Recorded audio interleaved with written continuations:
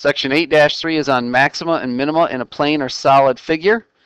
The objective is, given a plane or solid figure, find the maximum or minimum perimeter, area, or volume. Now, if you recall in the last section, we were using number line graphs to help us find a number of different things, including the maximum and minimum values of a function. And we found that using the first derivative. Found where the first derivative was 0 or undefined, and those gave us the potential points for minimums and maximums. And that's the same technique we're going to use here in this section. We're going to be given some sort of a problem that we want to maximize or minimize, and it's through a derivative that we do that. So let's talk about this technique that we're going to use to solve these max and min problems. The first step is to make a sketch of the problem. Now, for many of these problems, you're going to see they'll give you a sketch. Some of them they won't, but many of them will. But I would still recommend that you draw a sketch every single time, and especially label your variables in that sketch. Make sure you mark what your variables are going to be.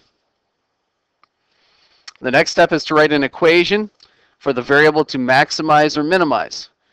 So actually write down what you're trying to maximize. I'm trying to maximize the volume, or I'm trying to minimize the surface area, or whatever it might be for that problem. Actually write that down, and then you want to come up with an equation that represents that quantity. The next step is to get the equation in terms of one variable and find the domain. Now, many times that equation you write down in step 2 has several variables in there. And so the goal here is to obviously come up with another relationship between those variables so you can substitute in for one of them and get it down to an equation with just one variable. And the second part is to actually find the domain. In fact, I'm going to underline that here because that's key for us to remember, that we want to find the domain of that equation every single time.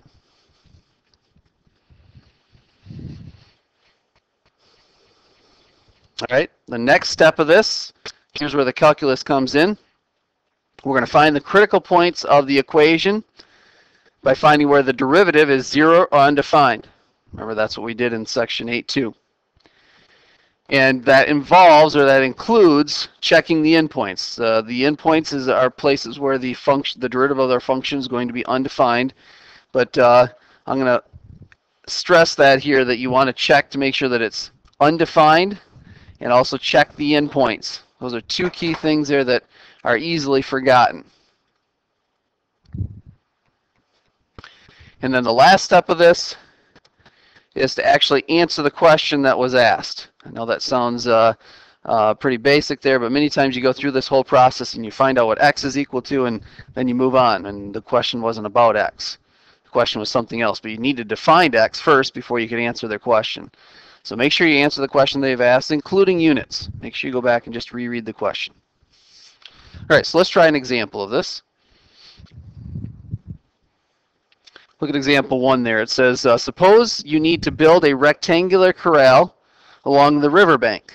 3 sides of the corral will be fenced with barbed wire. The river forms the 4th side of the corral. The total length of fencing available is 1,000 feet. So the question is, what is the maximum area the corral could have? And then how should the fence be built to enclose the maximum area? All right. So we're going to go through these steps here that we just described. So the first step was to draw a sketch of this thing. So I'm going to draw a sketch, even though they gave us one in the book there. I'm going to draw our sketch. This is the river here. And here's our corral next to it. So we're going to label these sides of this. The horizontal, I guess I'll call X, since it's horizontal like X is. And we'll do the same thing for our vertical. We'll call those Y. And those are both the same length there. So you actually have just a rectangular region here, but it only has 3 sides that you're fencing in. The riverbank is going to form a natural barrier on the 4th side we're going to use. All right. So there's our sketch. The second step of this was to write an equation with just one variable. Now let's first write down what we're trying to do. The question says, what is the maximum area? So we're trying to maximize area. Sometimes just writing that down helps you get a step in the right direction here, that, okay, if I'm trying to maximize area, then that means I need an equation for the area. So I'm going to just call this A for area. And based on my rectangle over there, I know a rectangle, the area of a rectangle is length times width, so this is going to be x times y. It's going to be the area of that corral. And the next step was to get this in terms of one variable and find its domain. So the first thing I got to do is find out another relationship here that I can use to substitute in and use that to come up with the area equation in terms of one variable. So they told me one other piece of information here in this problem, and that was that the total length of fencing available is 1,000 feet. So you have 1,000 feet of fencing available, so I can use that to help me come up with the other relationship here. So I know that the perimeter of this thing is going to be x plus 2y, and that has to be 1,000 feet. And so solving this for, it doesn't really matter whether you choose to solve this thing for x or solve this thing for y. Sometimes in the problem they might say, you know, what's the length versus what's the width going to be, and so that might kind of, or that would lead you in one direction or the other as far as which one to keep in here. In this case they did not, and I think it's easiest to solve this for x. I mean, it's not too difficult to solve for y either, but solving for x just involves moving the 2y to the other side. So you'd have 1,000 minus 2y is equal to x. And so that's going to be my substitution in this equation for area. So area is equal to, instead of x, it's 1,000 minus 2y times y.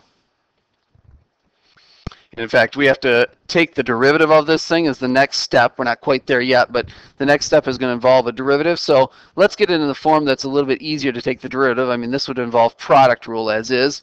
Let's go ahead and multiply the y through, and we'll get it that the area is equal to 1,000 times y minus 2y squared.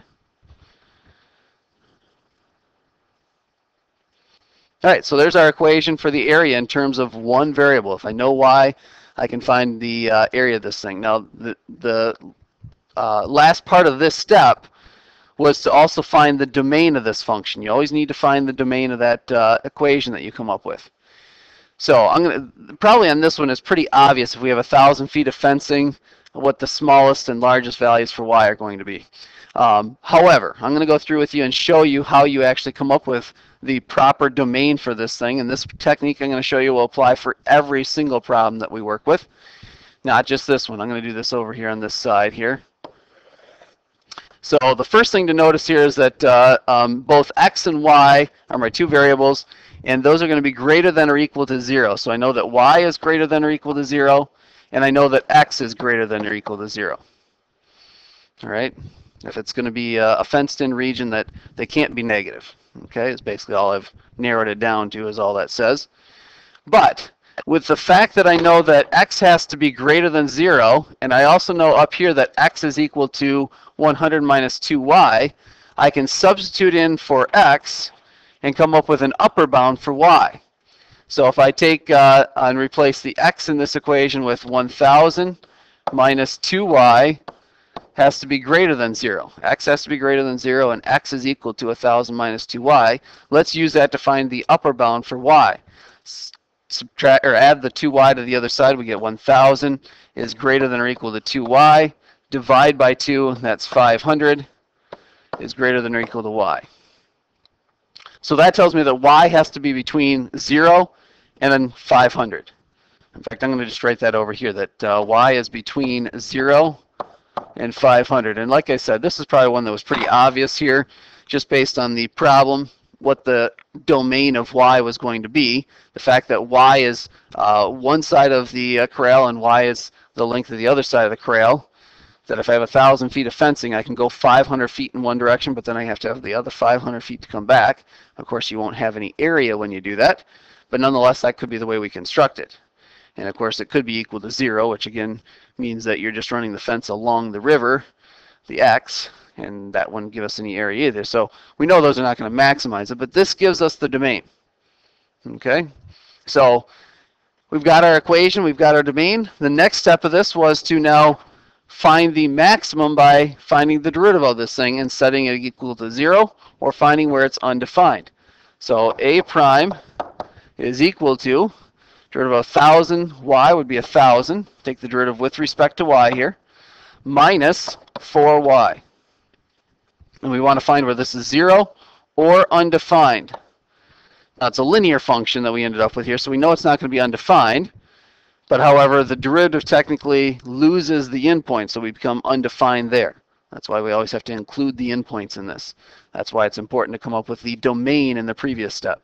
Let's solve for y. If 1,000 minus 4y is equal to 0, we can get that 1,000 is equal to 4y.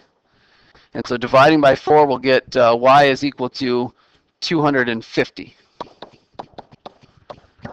And again, we also have to consider where this is undefined, where the derivative is undefined, includes all the places you'd be dividing by 0, for example, as well as the endpoint. So we also have to include the 0 and the 500 from our domain. So I have 3 possible places that I could pick here for y to get the maximum area. The question is, which one of these 3 gives us the maximum area? So we got to test each one of these points in our area equation. So I'm going to take my area equation and I'm going to evaluate it at 0. I'm going to go ahead and put these in order. Then I'll take my area equation and put it in 250. And I'll put in finally 500 and see which one of these gives me the largest. Now we've already stated that if we make y equal to 0, that would mean that you have no area because the height of this rectangle would be 0. On the other hand, if you make y equal to 500, we're expecting to get 0 there as well because that would mean the length is 0. But let's actually plug that into our area equation, and I'm going to just take my calculator and put in y1 as the area equation that we got. So in y1, our equation for area, I should actually scroll up there so you can see that again. Let's go back up. There's my area equation right at the top of the screen. So 1,000 times y, of course I'll have to put it in as 1,000 times x minus 2x squared.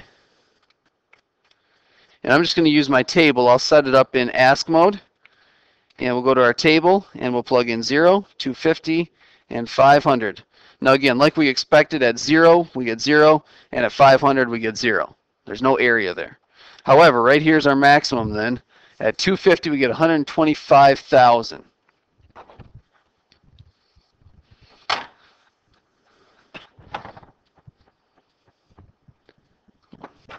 So this was equal to 0, this was equal to 125,000, and this was equal to 0. All right, in terms of area here, we are actually working in feet, so this would be square feet for the area. So this guy right here is our maximum.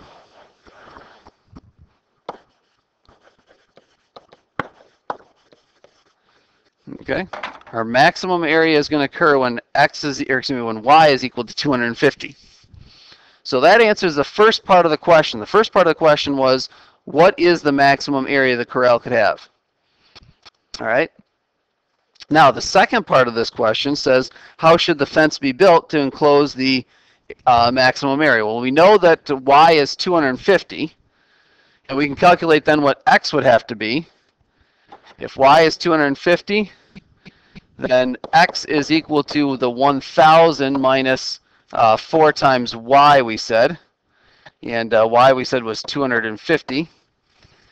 And so we end up with, I'm sorry, I don't think that's the right equation. Let me go back there and check. No, x was equal to 1,000 minus 2y. I was going to say, otherwise we end up with 0 here, and that's definitely not going to work. 2 times y, where y is 250. And so we end up with 1,000 minus 500 is going to give us 500.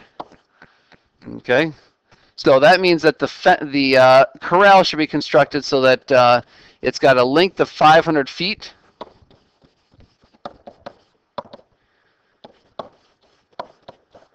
And the width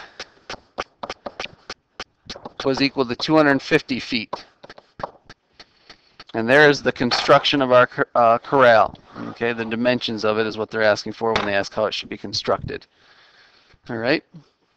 By the way, you'll notice for this problem we were maximizing this area. If you were trying to minimize the area, the technique would be the same. In fact, every time they say maximize or minimize, the only thing that changes in this problem is at the very end whether I pick the biggest number that I see here in my list or I pick the smallest number that I see in that list. Otherwise, the process is the same.